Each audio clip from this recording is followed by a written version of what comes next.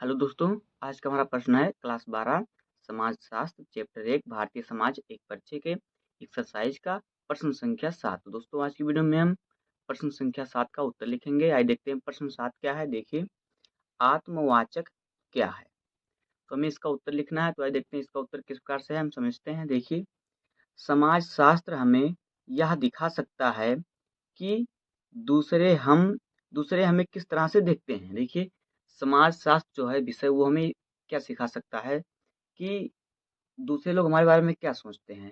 तो इस प्रकार से कहने का इसका मतलब है, यह आपको सिखा सकता है कि आप स्वयं को बाहर कैसे देख सकते हैं।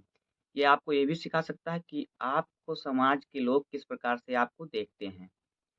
इसे स्ववाचक या आत्मवाचक भी कहते हैं। इसे स्ववाचक का मतलब स्वयं को देखना, आत्म का मतलब अपने आप को देखना, दोनों एक ही बात है। तो इसे स्ववाचक या आत्मवाचक भी कहा जाता है। तो इस प्रकार से हो जाएगा इसका उत्तर।